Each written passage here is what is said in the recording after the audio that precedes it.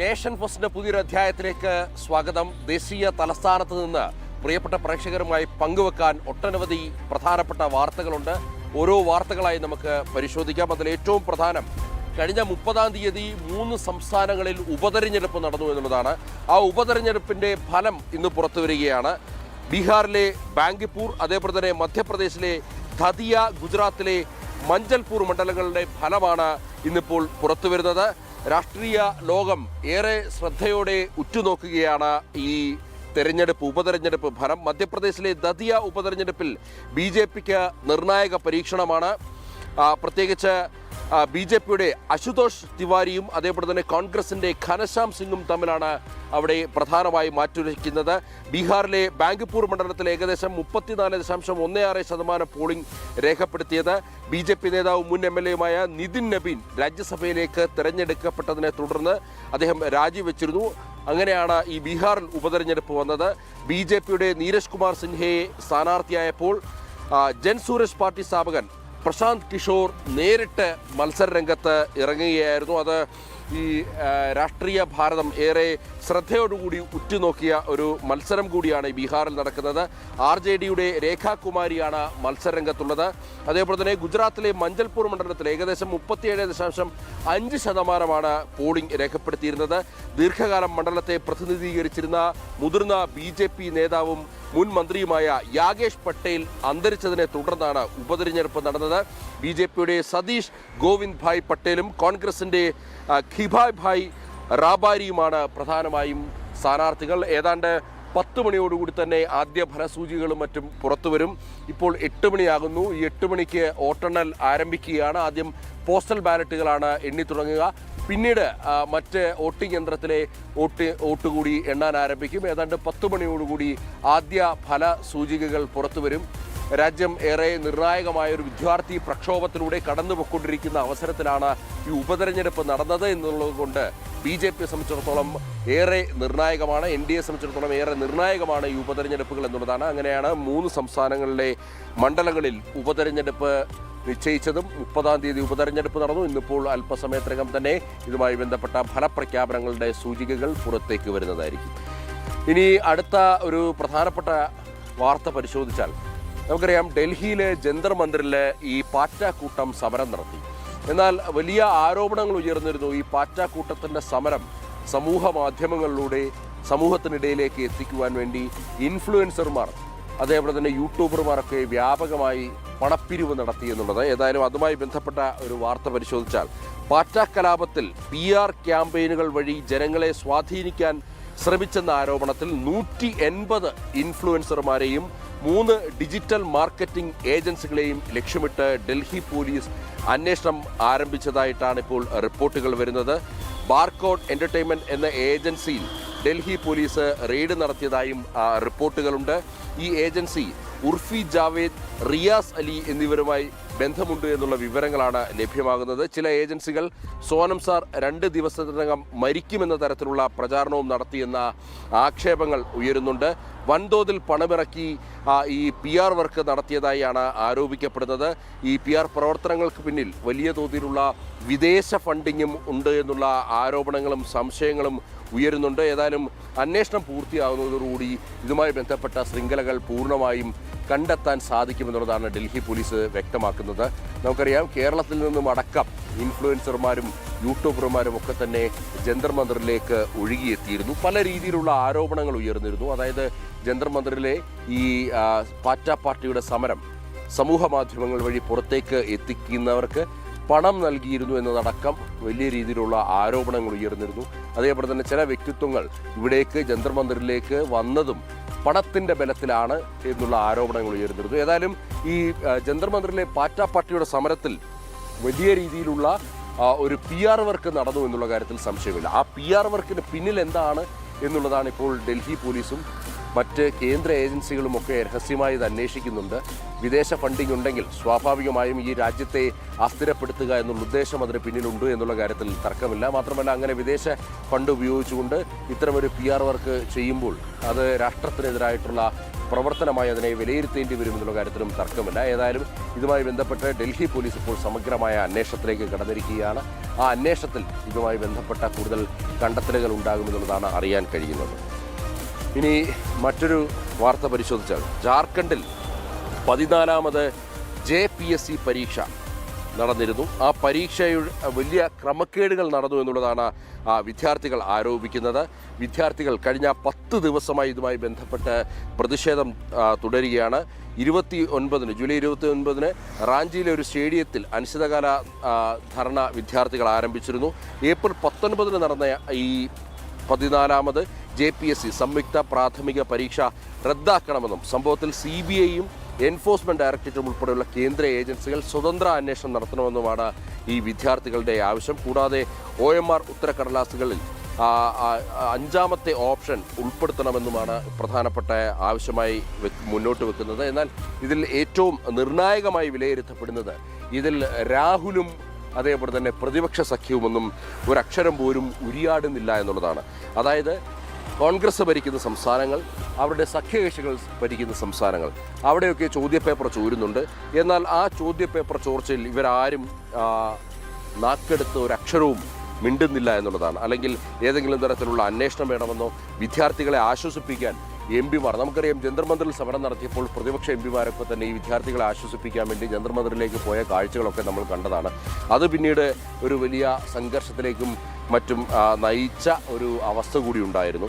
അതുകൊണ്ട് തന്നെ ഇതുമായി ബന്ധപ്പെട്ട് ഡൽഹിയിലൊരു നയം, BJP ഭരിക്കുന്ന സംസ്ഥാനങ്ങളിലൊരു നയം, കോൺഗ്രസും സഖ്യകക്ഷികളും ഭരിക്കുന്ന സംസ്ഥാനങ്ങളിൽ മറ്റൊരു നയം എന്നുള്ളതാണ് നോക്കിക്കാണേണ്ടത്. അങ്ങനെ രണ്ടിടത്ത് രണ്ട് നയം, ഇതിവിടെ ചോദ്യം ചെയ്യപ്പെടുകയാണ്. രാഹുൽ എന്തുകൊണ്ട് മൗനം വെടിയുന്നില്ല എന്നുള്ളതാണ് വിദ്യാർത്ഥികളും ചോദിക്കുന്നത്. റാഞ്ചിയിൽ വലിയ സമരമാണ് അവിടെ നടക്കുന്നത്.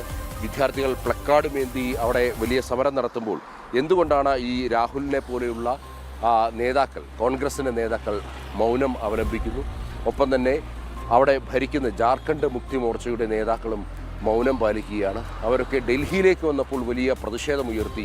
ഡൽഹിയിൽ നീറ്റ് പരീക്ഷ ഈ ചോദ്യപേപ്പർ ചോർച്ചയുമായി ബന്ധപ്പെട്ട് വലിയ പ്രതിഷേധം ഉയർത്തി. എന്നാൽ ഉദ്യോഗാർത്ഥികളുടെ ഭാവി തുലാസിലാക്കുന്ന ഈ ജാർഖണ്ഡ് സർക്കാരിൻ്റെ ഈ പ്രവൃത്തി, അതിലെന്തുകൊണ്ട് ഒരു അന്വേഷണം രാഹുൽ ആവശ്യപ്പെടുന്നില്ല എന്നുള്ള വളരെ നിർണായകമായ ചോദ്യം വിദ്യാർത്ഥികൾ ചോദിക്കുമ്പോൾ അവിടെയാണ് കോൺഗ്രസിൻ്റെ, രാഹുലിൻ്റെ ഇരട്ടത്താപ്പ് തുറന്നു കാട്ടപ്പെടുന്നത് എന്നുള്ളതാണ് പ്രിയപ്പെട്ട പ്രേക്ഷകർ മനസ്സിലാക്കേണ്ടത്.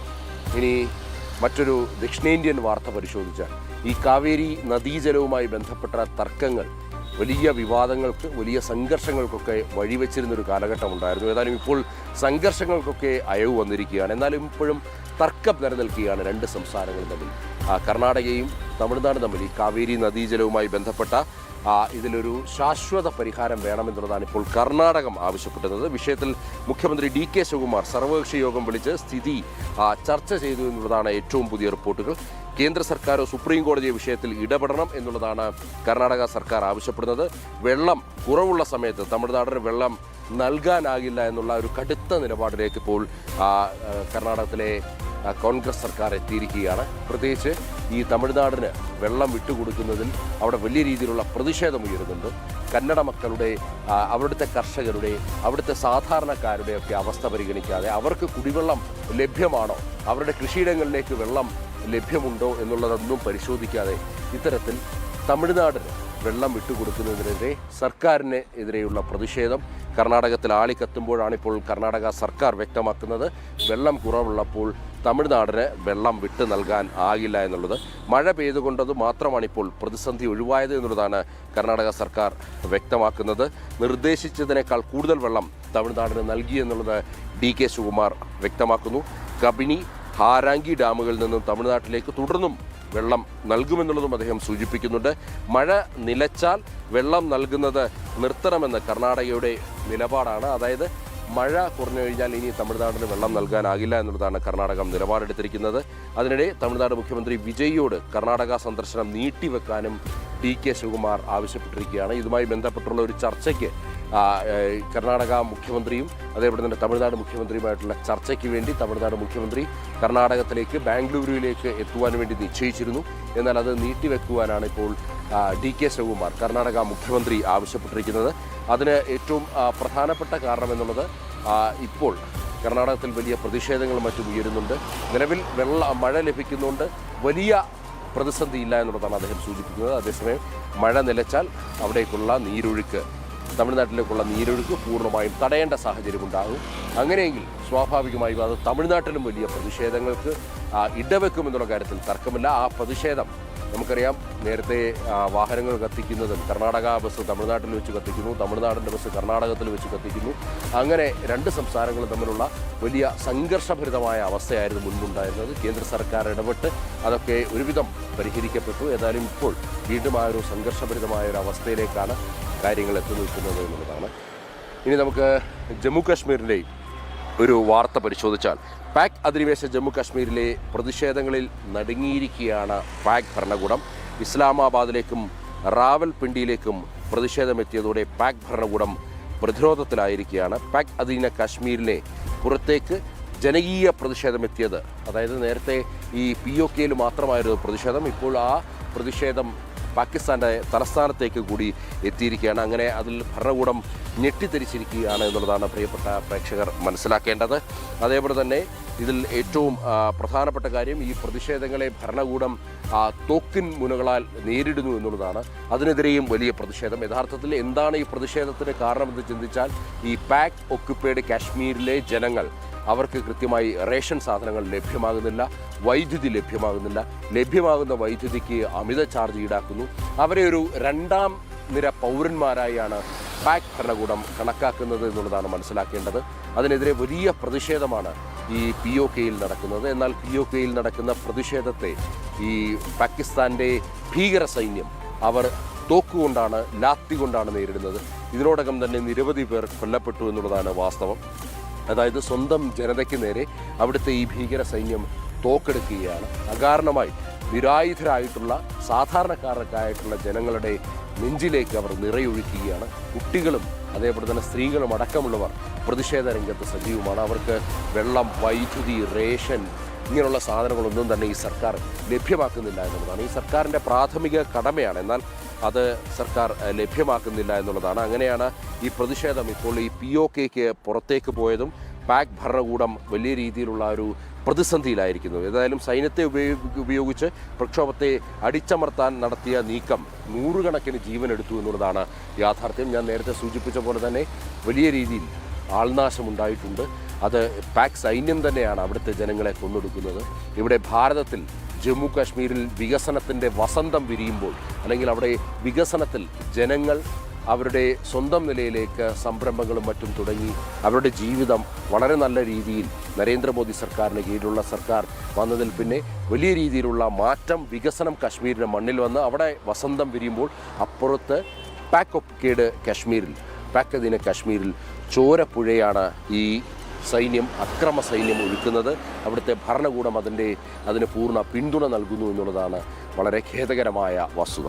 ഇനി മറ്റൊരു പ്രധാനപ്പെട്ട വാർത്ത പരിശോധിച്ചാൽ, ഇന്ന് സ്വാമി ചിന്മയാനന്ദ സരസ്വതിയുടെ 33ാം സമാധി ദിനമാണ്. സനാതനധർമ്മം പ്രചരിപ്പിക്കുകയും അതേപോലെ തന്നെ വേദാന്തത്തിൻ്റെ മഹത്തായ തത്വങ്ങൾ സാധാരണ ജനങ്ങൾക്ക് ലളിതമായി എത്തിക്കുകയും ചെയ്ത മഹാനായ സന്യാസിയായിരുന്നു ശ്രീ ചിന്മയാനന്ദ സ്വാമികൾ.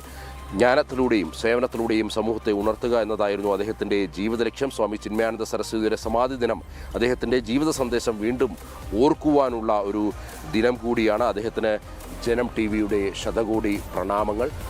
കൂടുതൽ വാർത്തകൾ പരിശോധിച്ചാൽ, മദ്രസകൾ അടച്ചു പൂട്ടണമെന്നുള്ള ആവശ്യം ഉന്നയിച്ചിരിക്കുകയാണ്. മറ്റാരുമല്ല ഈ ആവശ്യം ഉന്നയിച്ചിരിക്കുന്നത്, പ്രമുഖ ബംഗ്ലാദേശി എഴുത്തുകാരിയായിട്ടുള്ള തസ്ലിമ നസ്രിനാണ്. മതബോധന കേന്ദ്രങ്ങൾക്ക് പകരം മതേതര വിദ്യാലയങ്ങൾ വരണമെന്നുള്ളതാണ് അവർ ആവശ്യപ്പെടുന്നത്. മദ്രസകളിൽ തീവ്രവാദം വളർത്തുന്നു എന്നുള്ളത് അവർ ആരോപിക്കുന്നു. കുട്ടികൾ ചൂഷണത്തിന് ഇരയാകുന്നു എന്നുള്ള ഗുരുതര ആരോപണമാണ് തസ്ലിമ നസ്രീൻ്റെ ഭാഗത്തു നിന്നുണ്ടാകുന്നത്. ഏകീകൃത സിവിൽ കോഡ് നടപ്പിലാക്കാതെ ലിംഗസമത്വം സാധ്യമല്ലെന്ന് തസ്ലിമ നസ്രീൻ വ്യക്തമാക്കുന്നു. തീവ്രവാദത്തിനെതിരെയുള്ള പോരാട്ടത്തിൽ അവർ നയം വ്യക്തമാക്കിയിരിക്കുകയാണ് പ്രമുഖ ബംഗ്ലാദേശി എഴുത്തുകാരി. 2 പതിറ്റാണ്ടായിട്ട് അവർക്ക് ബംഗാളിൻ്റെ മണ്ണിലേക്ക് കാലുകുത്താൻ കഴിഞ്ഞിരുന്നില്ല. BJP സർക്കാർ അധികാരത്തിൽ വന്നതിൽ പിന്നെ അവർ കഴിഞ്ഞ ദിവസം പശ്ചിമ ബംഗാളിലെത്തി. അവർ ഈ തീവ്ര ഇസ്ലാമിക നിലപാടിനെതിരെ സ്വതന്ത്രമായി എഴുതുകയും പോരാടുകയും ചെയ്തതിൽ വലിയ അമർഷം തീവ്ര ഇസ്ലാമിസ്റ്റുകൾക്കുണ്ടായിരുന്നു. അങ്ങനെ ഇവരെ പരസ്യമായി തന്നെ കൈകാര്യം ചെയ്തുകൊണ്ട് ഇവരെ അവിടുന്ന് നാട് കടത്തുന്ന, പശ്ചിമ ബംഗാളിൽ നിന്നും തസ്ലീമ നസ്രീനെ നാട് കടത്തുകയായിരുന്നു. അതിന് അന്നത്തെ മമതാ സർക്കാർ പൂർണ്ണ പിന്തുണ നൽകി. ഇവർക്കെതിരെ നടന്ന അക്രമങ്ങളിലെല്ലാം ഈ തൃണമൂൽ കോൺഗ്രസ്, അതേപോലെ തന്നെ അവിടുത്തെ തീവ്ര ഇസ്ലാമിസ്റ്റുകൾ നടത്തിയ അക്രമങ്ങളിലൊക്കെ അന്നത്തെ തൃണമൂൽ കോൺഗ്രസ് സർക്കാർ അതിന് പച്ചക്കൊടി കാണിച്ചിരുന്നു എന്നുള്ളതാണ്. ഏതായാലും തസ്ലീമ നസ്രീൻ്റെ വാക്കുകളൊന്ന് ശ്രമിക്കാം.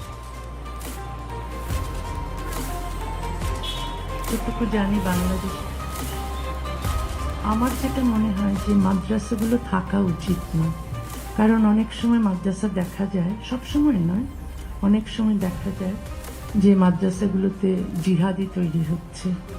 কারণ এখন আপনারা যদি দেখেন নিউজগুলো, মাদ্রাসায় শিশুর ধর্ষণ চলছে, শিশু নির্যাতন চলছে, বলাৎকার চলছে এবং ইমাম, মাদ্রাসার শিক্ষক এরা ধরা পড়ছে, এরা জেলে যাচ্ছে।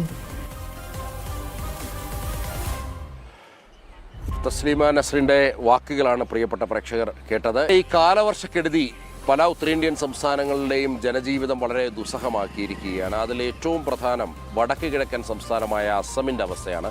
അസമിൻ്റെ അവസ്ഥ വളരെ ദുസ്സഹമായി തുടരുകയാണ്. അസമിൽ പ്രളയക്കെടുതി തുടരുകയാണ്. ജനജീവിതം ദുസ്സഹമായിരിക്കുകയാണ്. 5 ജില്ലകളിലായി 1.92 ലക്ഷത്തിലധികം ആളുകളെയാണ് ഇപ്പോൾ നിലവിൽ ഇത് ബാധിച്ചിരിക്കുന്നത്. നേരത്തെ കൂടുതൽ ജില്ലകളെ ബാധിച്ചിരുന്നു, കൂടുതൽ ജനങ്ങൾ എഫക്റ്റഡ് ആയിരുന്നു. എന്നാൽ ഇപ്പോൾ നിലവിലെ ഒരു സാഹചര്യം, ഇപ്പോൾ അവിടെ കഴിഞ്ഞ വ്യാഴാഴ്ചയ്ക്ക് ശേഷം മഴ കുറഞ്ഞു വരുന്നൊരു സാഹചര്യമുണ്ട്. അതുകൊണ്ട് തന്നെ ഇപ്പോൾ നിലവിലൊരു സാഹചര്യമാണ് 5 ജില്ലകളിലെ 1.92 ലക്ഷത്തിലധികം ജനങ്ങളെ ഇത് ബാധിച്ചിട്ടുണ്ട്. മരണസംഖ്യ 82 ഉയർന്നിട്ടുണ്ട്. ശിവസാഗർ, അതേപോലെ തന്നെ ഗോലാഘട്ട്, ജോർഹട്ട്, നഗാവ്, അതേപോലെ തന്നെ ചാരായി ദേവ് എന്നീ 5 ജില്ലകളെയാണ് ഈ പ്രളയം ബാധിച്ചിരിക്കുന്നത്. ഈ പ്രളയബാധിത പ്രദേശങ്ങളിൽ നിന്ന് ദുരിതാശ്വാസ പ്രവർത്തനങ്ങൾ ഊർജിതമായി നടക്കുന്നു എന്നുള്ളതാണ് സർക്കാർ വ്യക്തമാക്കുന്നത്. അതേപോലെ തന്നെ ഈ സർക്കാർ വാഹനം, അതേപോലെ തന്നെ മൃഗപരിപാലനം, സ്വത്ത് നാശനഷ്ടം ഇൻഷുറൻസ് ക്ലെയിമുകളുടെ ഇതിൻ്റെയൊക്കെ ഇൻഷുറൻസ് ക്ലെയിമുകൾ ഉടൻ തീർപ്പാക്കാൻ സർക്കാർ നിർദ്ദേശിച്ചിട്ടുണ്ട്.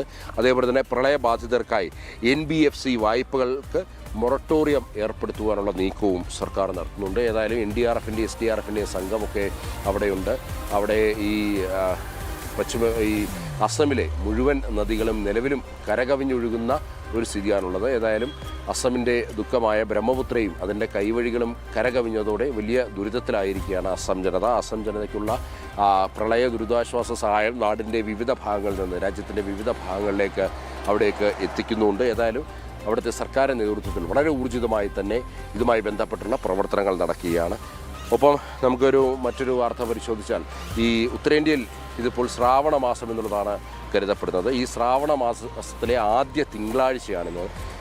ഈ ഉത്തരേന്ത്യൻ ജനത അല്ലെങ്കിൽ ഉത്തരേന്ത്യയിലെ ഹൈന്ദവ വിശ്വാസികളെ സംബന്ധിച്ചിടത്തോളം അത് വലിയ ശ്രാവണ മാസത്തിലെ ആദ്യ തിങ്കളാഴ്ച എന്ന് പറയുന്നത് അവർ വലിയ ശ്രേഷ്ഠമായി കരുതപ്പോകുന്ന ദിനമാണ്.